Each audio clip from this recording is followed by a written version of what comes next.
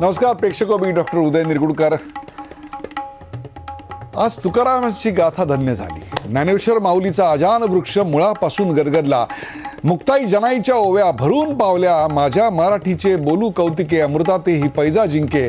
खरोखरच आज विधानसभेत माय मराठीनं खूप चांगली पैज जिंकली। मला खूप आनंद झालेला आहे। मराठीचा एवढा अभिमान, एवढी तळमळ मला आज दिसली की उद्यापासून अमेरिका, आफ्रिकेतली अमेरिकन किंवा आफ्रिकन माणसं मराठी शिकायला लागतील, अगदी भारतात येऊन शिकायला लागतील। इंग्रजी शाळा इथल्या धडाधड बंद पडतील, मराठी शाळांमध्ये प्रवेशांसाठी रांगा लागतील आणि हिंदी सिनेमांना मल्टिप्लेक्स थिएटर मिळणार नाही आणि हिंदी सिनेमात सुद्धा खाली मराठी सबटायटल्स चालू होतील। साहित्य संमेलनाच्या अध्यक्षपदाचा दर्जा हा नोबेलच्या वरताण होईल। लाभले आम्हास भाग्य, बोलतो मराठी, जाहलो खरेच धन्य, ऐकतो मराठी। लोकप्रतिनिधींचा आजचा गदारोळ पाहिला, ऐकला आणि खरोखरच आम्ही आज धन्य झालो। आज एका राज्याचं सभागृह बंद पडू शकतं, माय मराठीसाठी सत्ताधारी आणि विरोधक तावातावानं भांडू शकतात। इतकंच काय, सगळं माय मराठीसाठीच होऊ शकतं। लोकप्रतिनिधींची मराठीबद्दलची ही कळकळ पाहून समस्त मराठी माणसांचा ऊर भरून आला असेल। कुसुमाग्रजांना तिथं आभाळात काय वाटलं असेल, हे सगळं सत्य असतं तर प्रेक्षको, महाराष्ट्र खरोखरच धन्य झाला असता। पण ज्यांनी लोकप्रतिनिधींना निवडून दिलं त्यांना तरी आज माय मराठीची कळकळ राहिलेली आहे का? की साहित्य संमेलन आणि आजचा मराठी भाषा दिन किंवा मराठी लँग्वेज डे पुरतं आणि उत्सव आणि इव्हेंट मॅनेजमेंट पुरतं हे सगळं राहिलेलं आहे। पाहुणे जरी असंख्य पोसते मराठी हे कडवं घेतलं नाही, त्यावरून आज हे सगळं नाट्य घडलं। त्यावर सरकारला काय म्हणायचं, ते गीत सादर करणाऱ्या कौशल इनामदारांना काय म्हणायचंय, हे का केलं गेलं, जाणून बुजून की नजर चुकीनं? स्पर्धेच्या युगात मराठी भाषाच आपलं स्थान गमवत असल्याची आजची स्थिती आहे। आपण मात्र अभिमान गीताच्या राजकारणात मशगूल आहोत का? मराठी भाषेचा अभिमान वाढतोय की मराठी भाषेचा दुराभिमान वाढतोय? पाहुण्यांऐवजी आज मराठी भाषेच्या करंट्यांनाच घेऊन आपण मराठी पोचतो आहोत का? आपल्याच घरात आज मराठी आपल्याच माणसांकडनं हाल सोसते का? हेच मराठीचं प्रारब्ध आहे का की आमच्यावरून फक्त आणि फक्त राजकारणच होणार आहे? चला, यासारख्या असंख्य प्रश्नांचा वेध घेऊयात आजच्या खास बेधडक कार्यक्रमात, मराठीचे अभिमानी।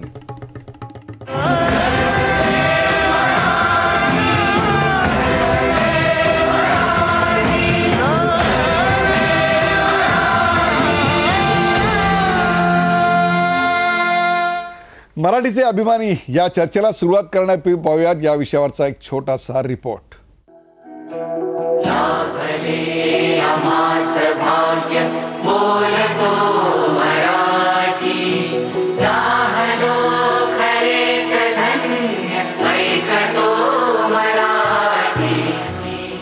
जागतिक मराठी भाषा दिनानिमित्त सभागृहाच्या कामकाजाची सुरुवात सुरेश भटांनी लिहिलेल्या अभिमान गीताच्या गायनानं सुरू झाली।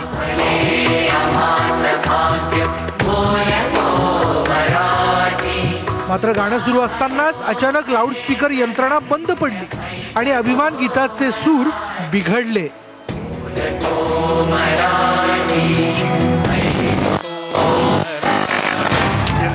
काल राज्यपालांच्या अभिभाषणाचा मराठी अनुवाद न झाल्यानं सरकारला धारेवर धरणाऱ्या विरोधकांना तोफ डागण्याची पुन्हा आयती संधी मिळाली।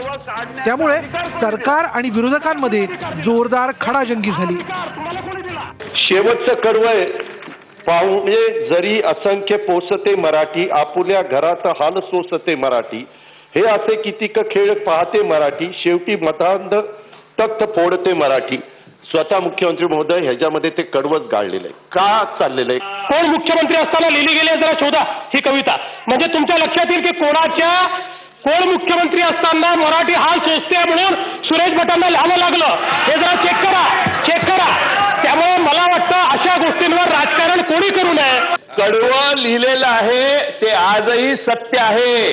तुमचं सरकार आज आहे आणि तुम्हाला कडवं लिहिलेलं कडवं काढण्याचा अधिकार कोणी दिला? तुम्ही सुरेश भट कधीपासून झाला? पाहुणे जरी असंख्य पोसते मराठी, आपुल्या घरात हाल सोसते मराठी। हे असे कितीक खेळ पाहते मराठी, शेवटी मदांध तख्त फोडते मराठी। स्वतः मुख्यमंत्री महोदय ह्याच्यामध्ये ते कडवच गाळले. त्याबद्दल सुरेश भटांच्या मराठी अभिमान गीताचं हे 7वं कडवं वगळल्याचा विरोधकांचा आरोप आहे. मात्र या 7व्या कडव्यावरूनही साहित्य क्षेत्रामध्ये मतमतांतर आहे. मुळात गीतात या ओळीच नसल्याचं गीतकार कौशल इनामदार यांनी सांगितलंय. मूळ सुरेश भटांनीच हे कडवं वगळलेलं आहे. त्यांच्या आपल्याला मूळ कवितेचा इतिहास थोडा जाणून घ्यायला हवा. ही मूळ कविता 1960च्या दशकात संयुक्त महाराष्ट्र चळवळीच्या वेळी लिहिलेली गेली आहे. तेव्हा हे कडवं म्हणजे या 4 ओळी ज्या आत्ता आपण म्हणतोय त्या लिहिल्या गेल्या नव्हत्या. 20 वर्षानंतर 1980च्या दशकात सुरेश भटांनी या कविता एका कार्यक्रमात म्हटल्या. पण खुद्द सुरेश भटांनी सुद्धा या ओळी कधीही छापल्या नाहीत किंवा छापू दिल्या नाहीत. दरम्यान सुरेश भटांनी आपल्या कवितेतल्या ओळीशी छेडछाड करूच दिली नसती असं मत हृदयनाथ मंगेशकरांनी व्यक्त केलंय. आज जगभरात मराठी भाषा दिन साजरा होत असताना महाराष्ट्राचे राजकीय कैवारी मराठी अभिमान गीताच्या राजकारणात मशगूल आहेत. याहून मराठी भाषेचं दुर्दैव ते कोणतं. म्हणूनच सुरेश भटांनी लिहिलंय ना, आपुल्या घरात हाल सोसते Marathi. Bureau report, news 18 Lokmat, Mumbai. Marathi हाल सोसते म्हणून सुरेश भटांना लिहावं लागलं, हे जरा चेक करा. आपल्या घरात हाल सोसते मराठी. मराठीचे अभिमानी या विषयावरचा हा एक छोटासा रिपोर्ट आपण पाहिला. तर त्याचीच चर्चा करण्यासाठी आपण आमंत्रित केलं. आपल्या सोबत स्टुडिओमध्ये आहेत भारतीय जनता पक्षाचे आमदार मेधा कुलकर्णी. मेधा कुलकर्णी, आपल्या कार्यक्रमात स्वागत. आपल्याबरोबर आहेत महाराष्ट्र साहित्य परिषदेचे कार्याध्यक्ष मिलिंद जोशी, पुण्याहून या कार्यक्रमात सहभागी होतात. मिलिंदजी, आपल्या कार्यक्रमात स्वागत. आणि राष्ट्रवादी काँग्रेसचे आमदार हेमंत टकले या कार्यक्रमात सहभागी होत आहेत, त्यांचंही स्वागत. सुरुवात हेमंत टकले यांच्यापासून करूया. हेमंत टकले, 6 कडवी घेतली त्याबद्दल कुठलाही आक्षेप नव्हता, परंतु 7वं कडवं घेतलं नाही याबद्दल मराठीचं प्रचंड नुकसान झालं असं आपल्या पक्षाला वाटतंय. 7व्या कडव्यावरून एवढा कडवटपणा की आज आपण सभागृह देखील चालू दिलं नाहीत. एवढा कडवटपणा या एका कडव्यावरनं कशा करता? अतिशय योग्य प्रश्न आपण या ठिकाणी विचारलात. आज मराठी भाषा गौरव दिन आणि त्या निमित्ताने होणारा हा विधानसभेच्या प्रांगणात रंगलेला कार्यक्रम,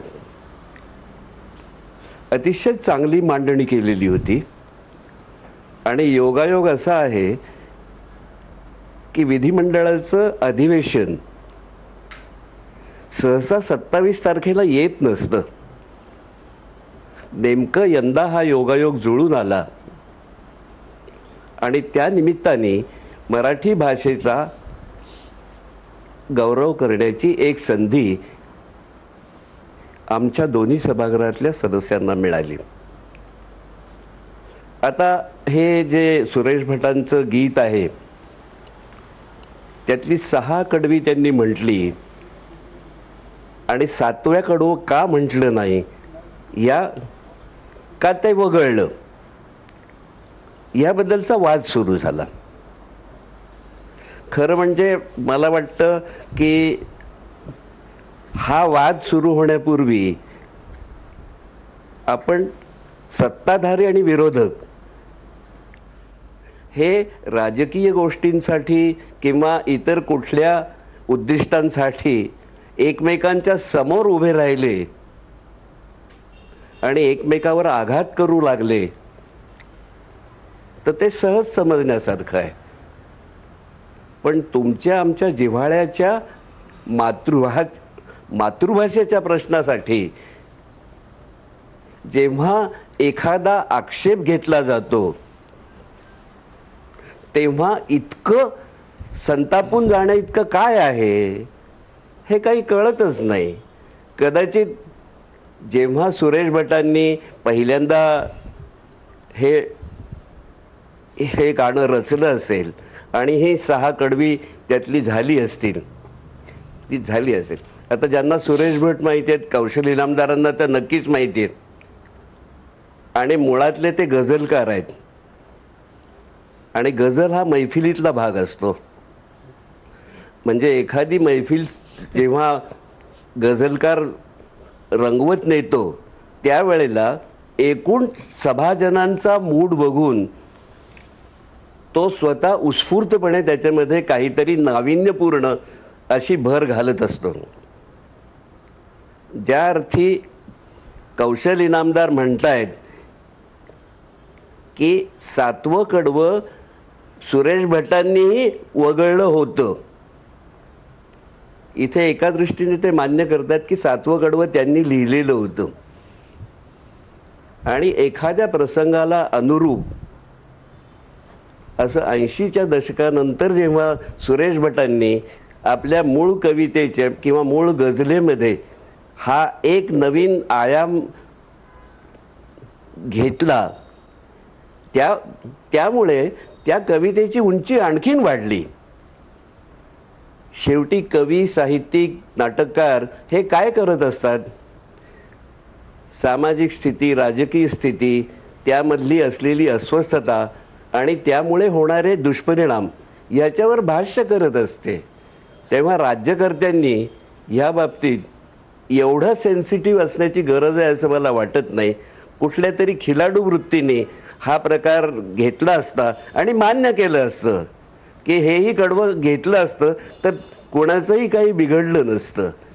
पण कुणीतरी विरोध केला की लगेच ते आपल्या सगळ्यावर इतकं जोरात कोसळणारं संकट आहे असं समजून सर्व शस्त्रांनीशी सामना करायला जे सत्ताधारी उठतात त्यांची मला कीव करावीशी वाटते आणि त्यामुळे मराठी भाषेचं प्रचंड नुकसान होत आहे असंही मला वाटतं. हेमंत टकले, आपण स्वतः मराठी भाषेबद्दल पुष्कळ काम केलेलं आहे. कुसुमाग्रज प्रतिष्ठान या सगळ्याच्या मागे जे काही माणसं उभी आहेत त्याच्यात आपण आहात, याची सगळ्याची महाराष्ट्राला कल्पना आहे. परंतु हाच प्रश्न मी नंतर भारतीय जनता पक्षाच्या आमदारांनी विचारणार आहे. पण आज एक तर आपण चांगलं केलं की 27 फेब्रुवारीला अधिवेशन सुरू होत आहे, त्याच्या मुहूर्तावर मराठी भाषेचं अभिमान गीत गायल्याबद्दल, एक चांगली मांडणी केल्याबद्दल आपण सरकारला टापटिपीचे 100 पैकी 5 मार्क तरी दिलेत.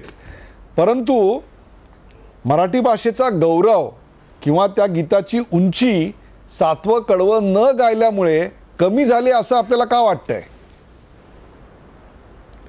प्रश्न कसा आहे, आपण ज्या पद्धतीने विचारलं की शेवटी कविता म्हणजे काय, कुसुमाग्रजांची कुठलीही कविता आहे, कुसुमाग्रजांच्या पुतळ्या ह्या कविता घ्या आणि अनेक ह्याच्यामध्ये सामाजिक राजकीय व्यवस्थेच्या विरोधात जे सामान्य माणसांच्या मनात असतं ते कवीच्या शब्दातून बाहेर येतं. तुम्हाला म्हणायचंय की सत्तारूढ पक्षाला सुरेश भटांच्या लेखणीतून हेमंत टकले म्हणजे आपल्याला असं म्हणायचंय की सत्तारूढ पक्षाला सध्याच्या व्यवस्थेवर केलेलं भाष्य देखील आवडत नाही म्हणून त्यांनी ते हेतुपुरस्सर गाळलं असं आपल्याला म्हणायचंय का? मला नक्कीच असं वाटतं की त्यांची सहनशीलता अजिबात रसातळाला गेलेली आहे आणि एखाद्या चांगल्या गोष्टीच्या बद्दल आपण सन्मानाने सामोरं जावं इतकी दानत सुद्धा त्यांच्याकडे शिल्लक राहिलेली नाही असं मला वाटतं. मेधा कुलकर्णी, खिलाडू वृत्ती संपलेलीच आहे.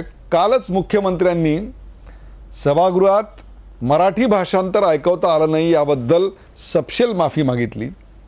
मग आज 7वं कडवं गाळल्याबद्दल सपशेल माफी का मागितली नाही? खिलाडू वृत्तीने हे प्रकरण का घेतलं नाही? आपली सहनशीलता संपलेली आहे का? आपल्या कोणत्याही कृतीवर आक्षेप घेतला गेला तर आपण इतके असहिष्णू का वागता? आपल्या पक्षाला आणि आपल्याला इतका संताप का येतो? आपल्यावर टीका केलेली आपल्याला सहन होत नाही आणि म्हणून आपण असे चवताळून उठता आणि त्याच्याकरता 7वं कडवं हेतुपुरस्सररित्या गाळलेलं होतं. काय सांगाल? उदयजी नमस्कार, मिलिंदजी तुम्हालाही नमस्कार आणि हेमंत टकलेजी तुम्हालाही नमस्कार. खरं तर हेमंत टकलेंनी आवाजवी ते बोलणार नाहीत अशी माझी अपेक्षा आहे त्यांच्याकडनं, कारण मी त्यांना पाहिलंय आणि आमदार म्हणून काम करताना पाहिलंय आणि कुसुमाग्रज प्रतिष्ठानचंही ते नाशिकमध्ये चांगलं काम करतात.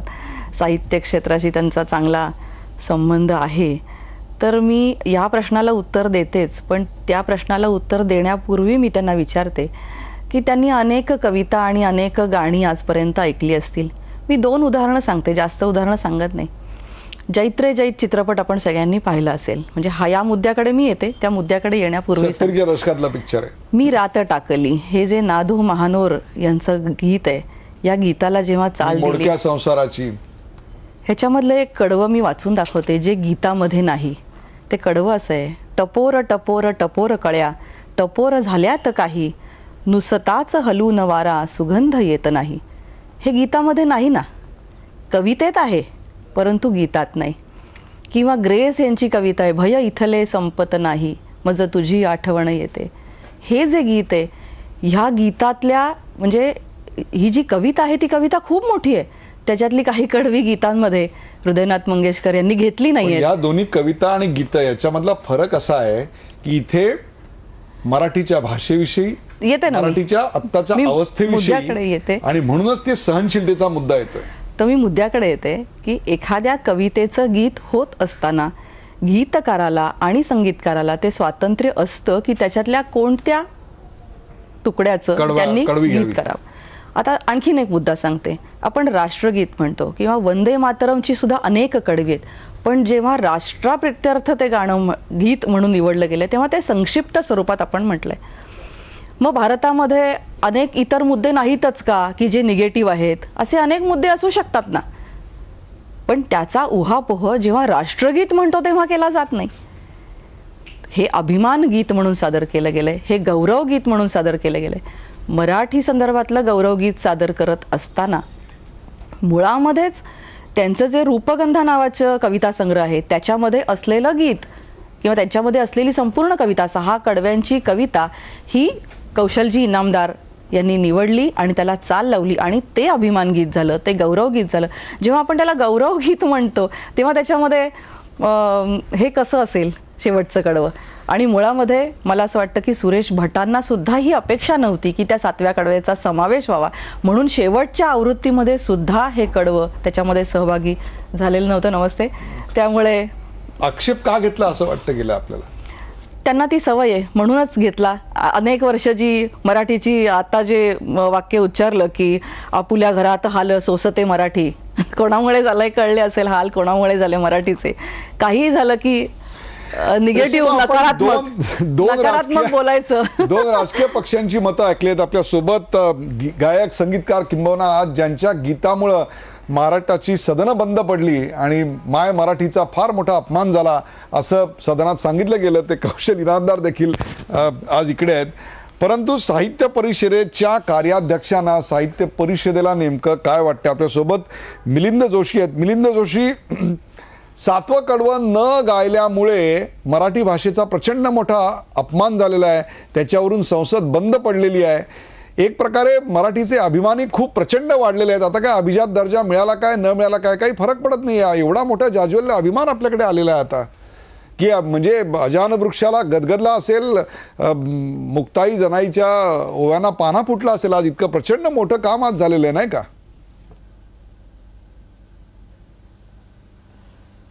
उदयजी, मला असं वाटतंय की हॅलो, बोला बोला. हा उदयजी, मला असं वाटतं की आज सदनामधले लोक काव्य आणि गीतावरती चर्चा करतायत, याचा एकीकडे आनंद होतोय की राजकारण्यांची अभिरुची बदलती आहे. पण एका गोष्टीचं अतिशय शल्य वाटलं की या विषयाचं राजकारण करण्यापेक्षा विरोधी पक्ष आणि सत्ताधारी दोघांनी जर आत्मचिंतन केलं असतं या निमित्ताने तर ते अधिक उचित ठरलं असतं. सुरेश भट यांचा स्वभाव असा होता की जे आशयाच्या अंबराने टंच माझा शब्द हवा, कोरडा माझा जिवाळा शब्द माधुर्यात न्हावा असं म्हणत होते आणि एकेका काव्य आणि गीतासाठी 3-3, 3.5 महिने थांबत होते. ते आपणच लिहिलेली एखादी ओळ वगळतील असं वाटत नाही. बरोबर आहे.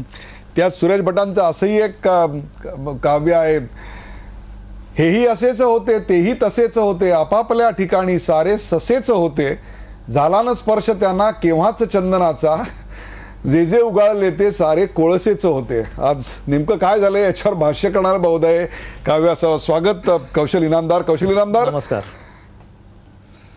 या सरकारवर टीका करणारं भाष्य असलेलं 7वं कडवं होतं म्हणून ते हेतुपुरस्सररित्या गाळण्यात आलं.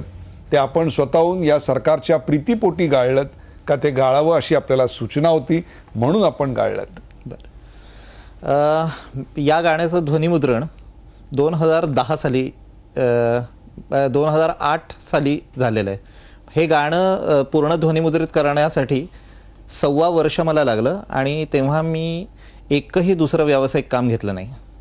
450 गायक हे गाणं गायलेले आहेत. त्याच्यात 8 वर्षाची मुग्धा वैशंपायन ते 80 वर्षाचे विठ्ठल उमप. निरगुडकर सर, खेदाने म्हणावं लागतं की आम्हाला राजकारण दिसत नाही. जिथे आम्ही काय आहे की सुरवंटाचं जसं फुलपाखरू होतं ना, तसं तुम्ही संगीतकाराला कुठलाही प्रश्न द्या त्याचं गाणं होतं. त्यामुळे आम्ही गदारोळात गाणी करतो, लोक गाण्यांवर गदारोळ करतात. तर त्याचा आपापला पिंड आहे आणि ते तसंच होणार. म्हणजे जसा ज्या वाटेने जाणार तसंच ते होणार आहे. पण 2008 साली हे सरकार नव्हतं. त्यामुळे तेव्हा मग मी कुणाच्या प्रीतीसाठी ते गाळलं असं कुणाला म्हणायचं असेल. आपण एक मिनिट पुढचं तुमचं विवेचन महाराष्ट्रासमोर येण्या अगोदर हेमंत टकले आता सांगा, 2008 साली जेव्हा सादर केलं गेलं तेव्हा देखील हे कडवं घेतलं नव्हतं. मग तेव्हा ते आपल्या सरकारवरचं भाष्य नव्हतं आणि आता जेव्हा घेतलं गेलं तेव्हा ते या सरकारवरचं भाष्य होतं. तेव्हा ते घेतलं नाही म्हणून आपल्यावर त्यावेळच्या विरोधी पक्षांनी आताच्या सत्तारूढ पक्षांनी आक्षेप घेतलेला नव्हता आणि आता मात्र आपण त्याचा आक्षेप घेता. याचं कारण आक्षेप घेण्यासारखा दुसरा कुठलाही मुद्दा कदाचित आपल्याकडे उरला नसेल असा आपल्याला आरोप होण्या अगोदरच त्याची मी उच्चार करतो. परंतु आज दस्तूरखुद्द गायक संगीतकारच सांगतायत की आम्ही हे तेव्हाही घेतलेलं नव्हतं. मग आता काय म्हणाल आपण, पंचायतच झाली नाही. अतिशय तर्कविसंगत अशा प्रकारच्या गोष्टी आपण जर समोर आणल्या तर अशी कुठे तुलनाच होऊ शकते का?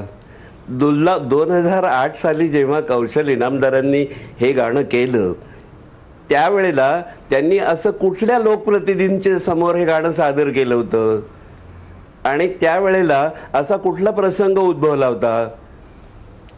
त्यांनी एक उत्सवाचं म्हणून त्याचं फार मोठं काम महाराष्ट्राच्या दृष्टीने मी तर म्हणेन कौशल इनामदारांनी 400-450 महाराष्ट्रातले मराठी गायक एकत्र आणून आणि मला वाटतं त्यावेळेच्या सगळ्या संगीतकारांची साथ त्यांना मिळालेली होती. हा कदाचित स्वर्गीय वसंत देसाई नंतर झालेला सगळ्यात मोठा संगीत प्रयोग म्हणून महाराष्ट्रात असेल. त्याच्यासाठी कौशल इनामदारांचं कौशल्य वादातीतच आहे. परंतु जी गोष्ट आपण मान्य करताय की हे 7वं कडवं होतं आणि ते भाष्य करणारं होतं, आपण आधी घेतलं नाहीत म्हणून आत्ता घेतलं नाही हा काही त्याचा बचाव होऊ शकत नाही.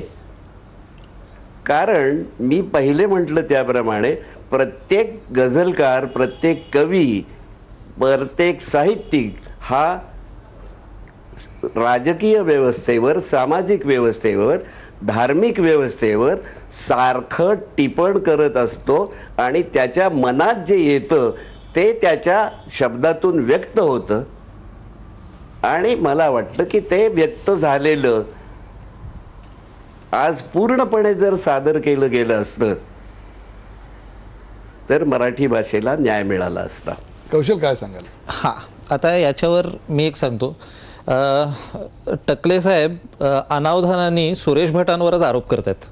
हा, कारण हे गाणं लिहिलं 1960च्या दशकात संयुक्त महाराष्ट्र चळवळीच्या वेळी. मूळ पहिल्यांदा ते छापलं ते रूपगंधा या संग्रहात, सुरेश भटांचा पहिला संग्रह. त्यामध्ये या 4 ओळी नाही आहेत. या 4 ओळी 1980च्या दशकात जेव्हा सुरेश भटांनी एक कार्यक्रम केला त्या कार्यक्रमात त्यांनी म्हटल्या. त्यानंतर रूपगंधाची sir sir sir sir sir sir ऐकाल का? नाही सर सर सर एक मिनिट कौशल सर सर एकच मिनिट. एक मिनिट. नाही सर, तुम्ही माझं पूर्ण ऐकून घ्या. मी तुमचं पूर्ण ऐकून घेतलं. माझं ऐकून घ्या फक्त. सर तुम्ही अगदी माझा एकच फक्त प्रश्न विचारतो, पुढे बोला. बोला. त्यांनी म्हटल्या त्या त्यांनी लिहिल्याशिवाय म्हटल्या का? हो. आता मी तुम्हाला सांगतो, कारण त्यानंतर त्यांनी म्हटल्यानंतर रूपगंधेची आवृत्ती आलेली एक, बरं का, सुरेश भट जिवंत असताना रूपगंधेची त्यांनी म्हटल्यानंतरची आवृत्ती तुम्ही बघितलीत तर त्याच्यातही त्या ओळी नाहीयेत. का नाहीयेत? म्हणजे दस्तूर खुद्द सुरेश भटांना सुद्धा का नसाव्यात त्या ओळी छापाव्याशा वाटल्या नाहीत. का वाटल्या नसतील? कारण त्यांना माहिती होतं की हे मराठीचं स्फूर्तिगीत आहे, एका तऱ्हेचा अँथम आहे आणि याच्यात तात्कालिक परिस्थिती नसावी आणि ती छापील स्वरूपात नसावी. आता तुम्ही 1980 सालच्या दशकातलं जर समजा एक कवीची मानसिकता लक्षात घेतली तर काहीही अंकित करणं किंवा प्रिंटमध्ये येणं, ते छापून येणं, याला एक चिरंतनपणाचा एक ठसा होता. तो त्यांना लागू द्यायचा नव्हता. आम्ही सुरेश भटांची इच्छा पाळली. जे त्यांनी त्यांच्या मान्यतेने रूपगंधा पुस्तकात दिलेलं आहे तेवढंच आम्ही म्हटलं. त्यांची ज्याला मान्यता नव्हती आणि तात्कालिक त्यांना असं वाटत होतं ते आम्ही घेतलं नाही. दुसरी गोष्ट म्हणजे इयत्ता 6वीच्या पुस्तकात ही कविता होती, तेव्हा राज्य काँग्रेसचं होतं, तेव्हा त्यांनी त्या 6वीच्या पुस्तकात सुद्धा या 4 ओळी घेतल्या नाहीत.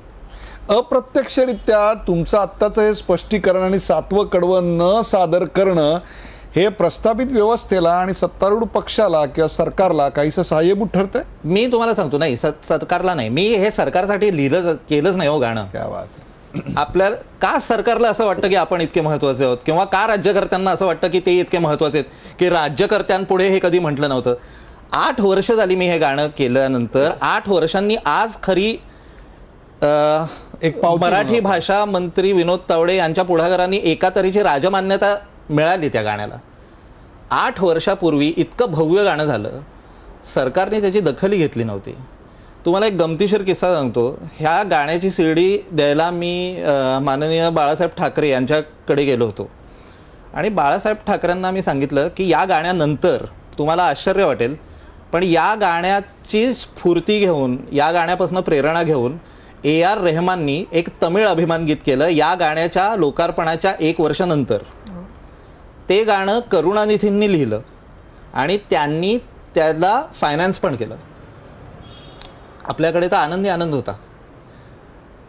मी बाळासाहेब ठाकरेंना म्हटलं, बाळासाहेब ठाकरेंनी मला विचारलं प्रतिसाद कसा आहे? मी म्हटलं लोकांकडनं उत्तम प्रतिसाद आहे. कारण त्या वर्षी अभि गोरेगावकर शाळेची 1,500 मुलं हे गायली. त्याच्यानंतरच्या वर्षी रत्नागिरीच्या उर्दू माध्यमातली, मराठी माध्यमातली, हिंदी माध्यमातली आणि इंग्रजी माध्यमातल्या 8,000 मुलांनी ते गायलं गाणं. मुलांच्या ओठावर ते गाणं आलं. पण अजून राज्यकर्त्यांनी तेव्हाच्या त्याची दखलही घेतली नव्हती. ते मी बाळासाहेब ठाकरेंना अगदी प्रांजळपणे सांगितलं की लोकांचा प्रतिसाद उत्तम आहे पण राज्यकर्त्यांनी अजून दखल घेतली नाही. तेव्हा बाळासाहेब ठाकरे मला असं म्हणाले होते की आपल्याकडे काय माहिती ना की करुणाही नाही आहे आणि निधीही नाही. तर हे राज्यकर्त्यांकरता गाणं केलेलं नाही, हे कुणाकरता केलेलं आहे? हे लहान मुलांकरता केलेलं आहे गाणं. आणि लहान मुलांमध्ये त्यांनी आशावाद जोपासावा असं जसं सुरेश भटांना वाटत असणार तसंच मला असं वाटतं. हाच तर खरा सवाल आहे की लहान मुलांवर संस्कार व्हावे, त्यांच्यावर काहीतरी कानावर चांगलं पडावं, शुभ पडावं, मराठी भाषेचा त्यांना अभिमान वाटावा, याच्याकरता लिहिलेल्या गीताच्या सादरीकरणातून जो दुराभिमानाचा महाराष्ट्राला परिचय झाला, यावरून आम्ही चुकीच्या गोष्टींवर राजकारण करतोय का, दुराभिमान बाळगतोय का आणि त्याविरुद्ध लढतोय का? एका ब्रेक नंतर चर्चा करूया. कुठे जाऊ नका, पाहत राहा न्यूज 18 लोकमत.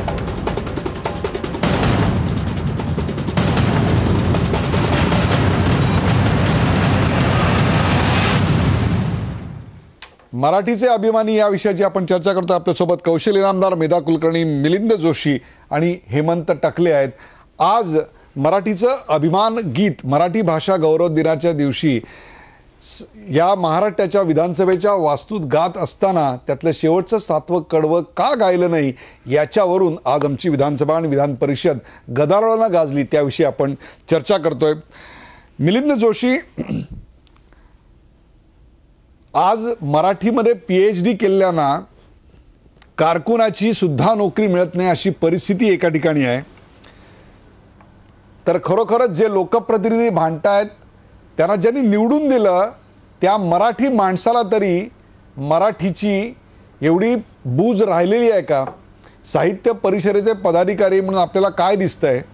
आमचं मराठी साहित्यावरचं प्रेम हे केवळ आणि केवळ 2-4 संमेलनांच्या पलीकडे जाताना दिसत नाही. काय सांगाल?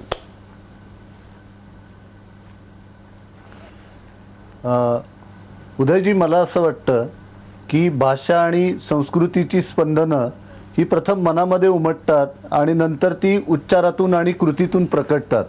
त्यामुळं आपलं भाषाप्रेम हे आंतरिक जाणीवातून प्रकट होणं जास्त महत्त्वाचं आहे.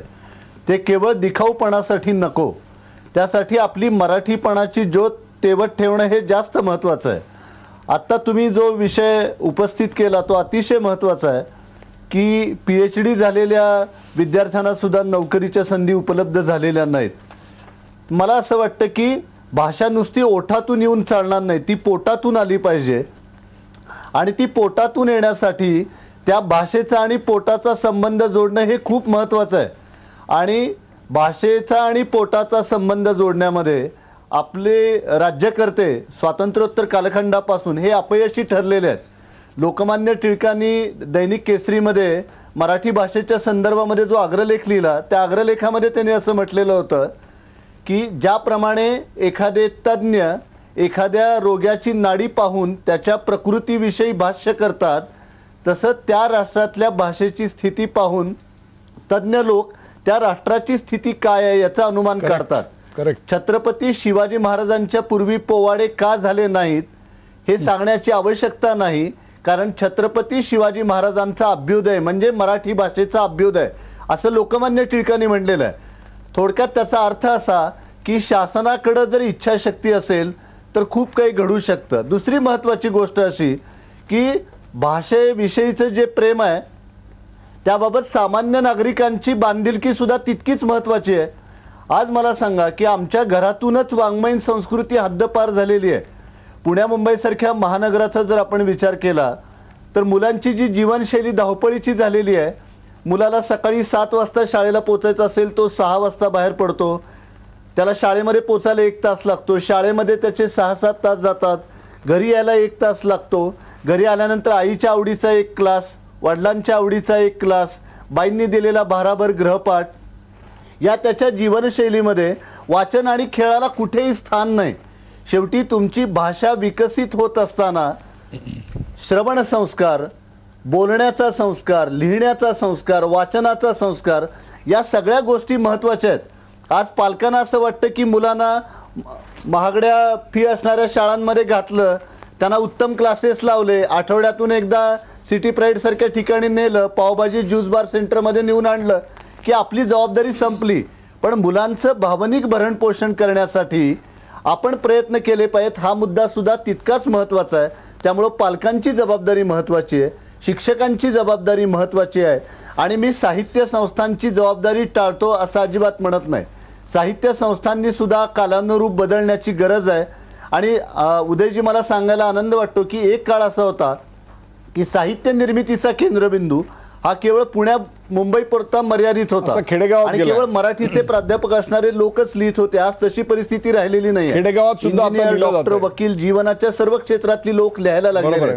आणि साहित्य निर्मितीचा केंद्रबिंदू हा पुण्या मुंबई पासून सरकून तो ग्रामीण आदिवासी भागामध्ये चाललेला आहे. आम्ही संमेलनाच्या बाबतीमध्ये एक प्रयोग करतो आहोत की अखिल भारतीय मराठी साहित्य संमेलनाचा व्याप मोठा आहे, पण जे लोक संमेलनाला येऊ शकत नाहीत, आम्ही शिवार साहित्य संमेलनं सुरू केली आहेत आणि सातारा जिल्ह्यामध्ये ती यशस्वी झाली की जे शेतकरी जे आहेत, शेतमजूर आहेत की जे संमेलनाला येऊ शकत नाही, तर आपण शेतामध्ये जाऊन त्या प्रकारची संमेलनं घेऊया. तुम्ही एक भाषेचा प्रश्न हा एकट्या शासनाचा नाही, तो संपूर्ण समाजाचा आहे. तुम्ही महत्त्वाचा आणि त्यामुळे मुद्दा आपल्या जो मांडलाय, सगळ्यांची भाषा साहित्य संस्कृतीच्या व्यवहाराकडे पाहण्याची मानसिकता बदलणं हे जास्त महत्वाचं आहे. तुम्ही महत्वाचा मुद्दा मांडलाय, तो भाषेचा आणि पोटाचा संबंध असला पाहिजे. ती ज्ञान भाषा, चलनाची भाषा, व्यवहाराची भाषा व्हायला पाहिजे. आज जे घडलं त्याला जर आपण राजकारण किंवा दुराभिमान म्हणणार असू तरी देखील पहिल्या दिवसापासनं अधिवेशनात रडगाणं सुरू आहे. मेराताई, राज्यपालांच्या भाषणाला मराठी अनुवादक मिळत नाही. अभिमान गीत चालू असताना लाऊडस्पीकर बंद पडतो. इतकंच काय तर तुमच्या सरकारच्या काळात 1300 मराठी शाळा बंद केल्या गेल्या. मग असं असताना तुमच्या सरकारला मराठीबद्दल कळवळ आहे असं का म्हणावं? आज जे घडलं त्याला जर तुम्ही राजकारण म्हणत असाल विरोधी पक्षांचं, तर मग जे आतापर्यंत घडतंय त्याला तुम्ही काय म्हणणार आहात?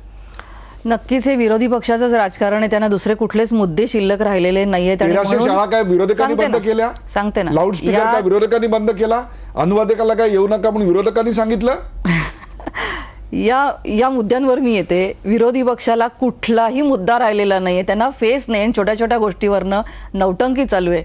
ज्या वेळेला माईक बंद पडला त्यावेळेला काही टेक्निकल मिस्टेक अशामुळे आली की तिथे काही उन्हाचा तडाखा जास्त झाला, त्यामुळे तिथली काही उपकरणं जी आहेत त्याचा परिणाम होऊन तो तात्पुरता बंद पडला. पण तो कार्यक्रम अतिशय दिमाखदार चांगल्या पद्धतीने सादर केला गेला. अनुवादक हा चुकीच्या ठिकाणी नेला गेला आणि म्हणून तिथे या गोष्टींसाठी माननीय मुख्यमंत्र्यांनी त्या ठिकाणी दिलगिरी सुद्धा व्यक्त केली. खरं तर हे विधिमंडळाची जबाबदारी आहे. वि.स. पागे आणि विधिमंडळाच्या वतीने हा कार्यक्रम आयोजित केला होता. ह्या ज्या काही त्रुटी निर्माण झाल्या त्याच्याबद्दल माननीय मुख्यमंत्र्यांनी दिलगिरी व्यक्त केली. पण 7वं कडवं घेतलं गेलं नाही आणि ते मुळात त्या कवितेचा भाग, त्या गीताचा भाग नसल्यामुळे घेतलं गेलं नाही. तर आता त्या ठिकाणी तिथे राजकारण केलं जातंय. याचा विरोधी पक्ष विनाकारण वापर करून घेतोय.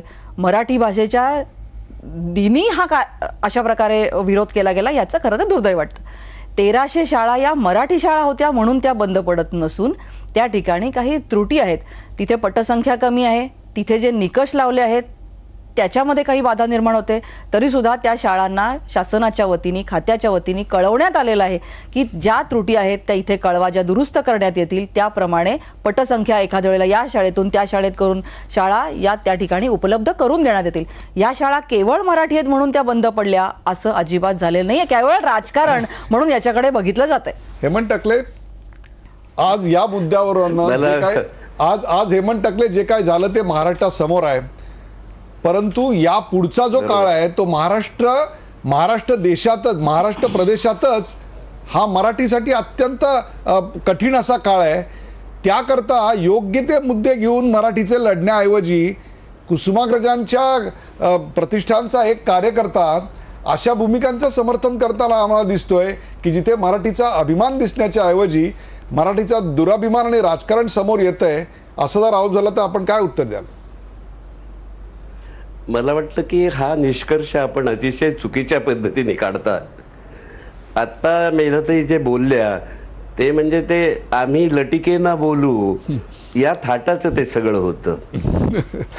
आणि दुसरं की ज्या मराठी भाषेसाठी कुसुमाग्रजांपासून असंख्य साहित्यिकांनी इतके मोठे परिश्रम घेतले, इतकी मोठी या भाषेची सेवा केली आणि त्याचीच आज तरुण पिढीमध्ये सुद्धा मला मराठीचे नवे अंकुर उगवताना दिसत आहेत. आणि ते आपल्याला जर आता उदाहरण द्यायचं असेल तर अगदी संत तुकारामाच्या काळातल्या आवलीच्या अभंगावर आधारित एका लोककथेचं करेक्ट देव बाभळी म्हणून नाटक मला आपल्याला सांगता येईल. अस्सल मराठीतलं हे नाटक एका अत्यंत तरुण लेखक दिग्दर्शकांनी सादर केलेलं आहे. ही मराठी भाषा त्याला इतक्या वर्षाची परंपरा असल्याशिवाय कुठून आली? कारण भाषा हे साधन आहे, भाषा हे साध्य नाही. मला एक बोलायचं, संस्कृतीचा विकास आणि समाजाचा विकास हे मूळ असल्यामुळे ह्या भाषेचा चांगला उपयोग कुसुमाग्रजांच्या आधी वि.स. खांडेकर, कुसुमाग्रजांच्या नंतर विंदा करंदीकर, त्यांचे अनेक सहकारी आणि आजच्या पिढीचे, अगदी मी आज सभागृहात बोलताना बोललो तसं मंगेश पाडगावकरांपासून नारायण सुर्वेंपर्यंत यांनी हे सगळं वास्तव मांडलं आणि हे सगळं मराठी मनाने आत्मसात करून घेतलेलं आहे. त्यामुळे शासकीय हे पक्ष सत्तेवर असोत किंवा आम्ही सत्तेवर असोत, आम्ही आपल्या परीने नक्की करू, पण मराठी माणूस या मराठी भाषेवर इतकं जीवापाड प्रेम करतो, साहित्यावर प्रेम करतो, संस्कृतीवर प्रेम करतो.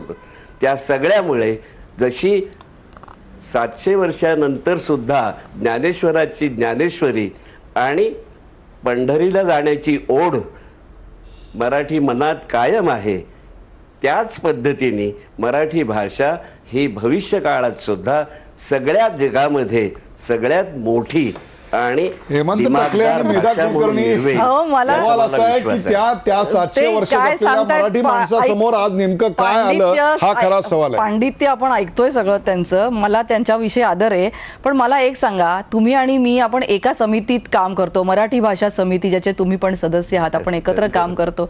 जसं आता मिलिंदजींनी सांगितलं की ही उपजीविकेची भाषा झाली पाहिजे, आपण मिळून काम करतो. ही समिती या सरकारने निर्माण केली, ती आधीच्या सरकारांनी का निर्माण केली नाही हे सांगा. जर राजभाषा म्हणून 1964 सालापासून त्याला जर मान्यता मिळालेली आहे, तर ही समिती, विधिमंडळाची समिती आजपर्यंत का अस्तित्वात आलेली नव्हती आणि आज आमच्या सरकारने ती समिती अस्तित्वात आणली. आणि आता मग शासन स्तरावर मराठी भाषेचा वापर कसा होतो, न्यायालयीन स्तरावर तो कसा होऊ शकेल, शालेय स्तरावर तो कसा वाढेल आणि मग व्यावसायिक क्षेत्रामध्ये तो कसा वाढेल, याच्यासाठी आपली समिती किंवा एकंदरीतच शासन प्रयत्नशील आहे. ते आधीच्या शासनाने का केलं नाही? म्हणजे आता हे शासन काही करू पाहतं कार्यक्रमाच्या अंगाने किंवा आणखीन काही नियमांच्या वेळेची मर्यादा लक्षात घेता एक छोटासा प्रश्न कौशल इनामदारला. कौशल इनामदार, पाहुणे जरी असंख्य पोसते मराठी हे कडवं घेतलं नाही म्हणून आज झालेला गदारोळ, म्हणजे गदारोळचं काव्य एक प्रकारे आपण आता पाहताय, आजही त्याच्यावरूनची ही सगळी शब्दांचा खेळ आपण बघताय.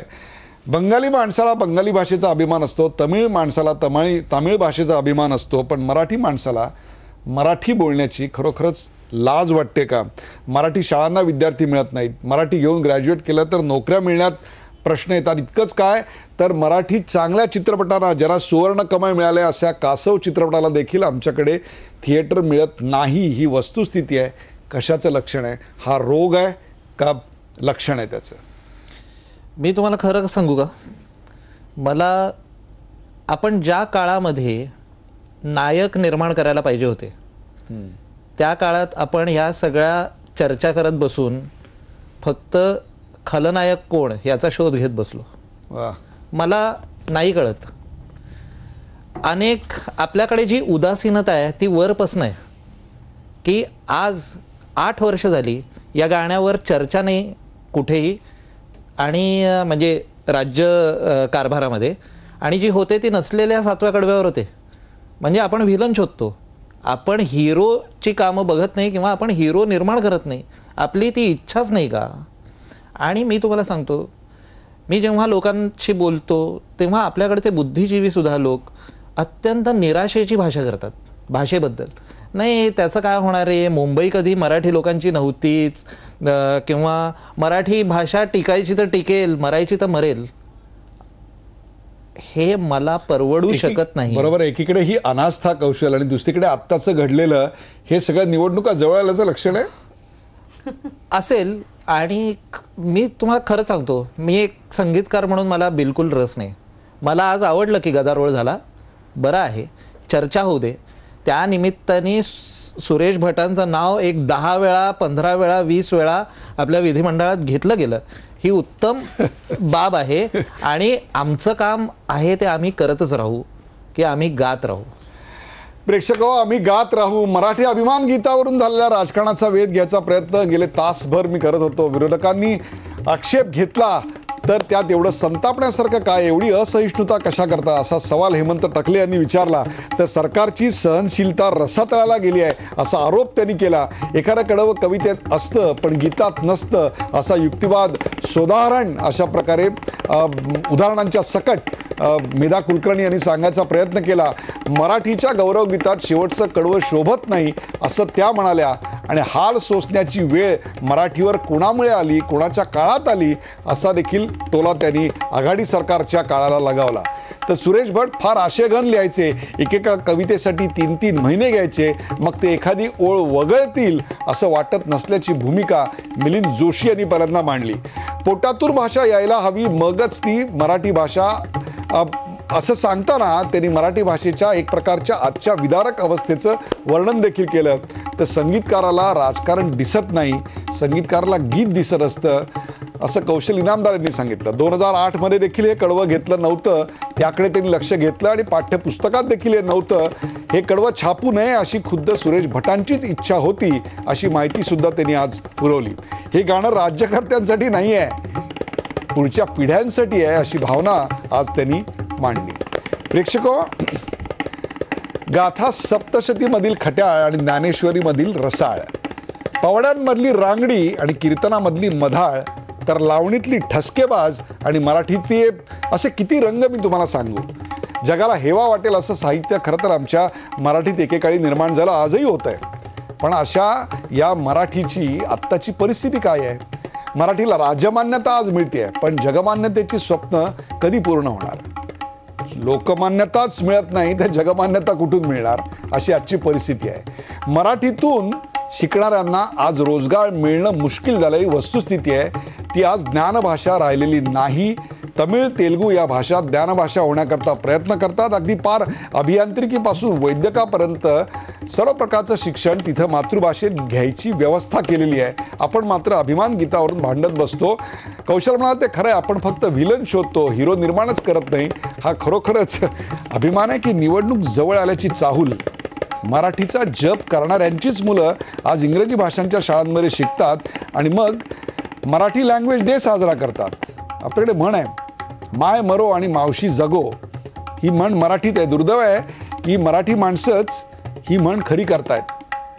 अशोक बागवे यांच्या काही ओळी मला या ठिकाणी मुद्दामून आठवत आहेत. माझ्या मराठीचा बोल वाजे काळजात खोल, माझ्या मराठीचा बोल वाजे काळजात खोल, ओवी मधून पाजरे निळ्या अमृताची ओल. मराठीचा हा ओलावा आज कुठेतरी हरवत चाललाय की काय? मराठी मातीशी आमची असलेली नाळ तुटत चालली की काय? हा प्रश्न आज मला सातत्याने अस्वस्थ करत होता. मराठीची घुसमट थांबवणं तुमच्या आमच्या हातात आहे. मराठी ही केवळ मतं मागण्याची नाही, मन जोडण्याची भाषा व्हायला हवी, हीच आजच्या या गदारोळानंतरची संपादक म्हणून मी अपेक्षा करतो. या चर्चेत सहभागी झालेल्या सर्व मान्यवरांचे आभार. बेधडक मैदान इतकंच. सोमवार ते शुक्रवार दररोज भेटूयात रात्री 9 वाजता. ताज्या बातम्यांसाठी पाहत राहा फक्त न्यूज 18 लोकमत.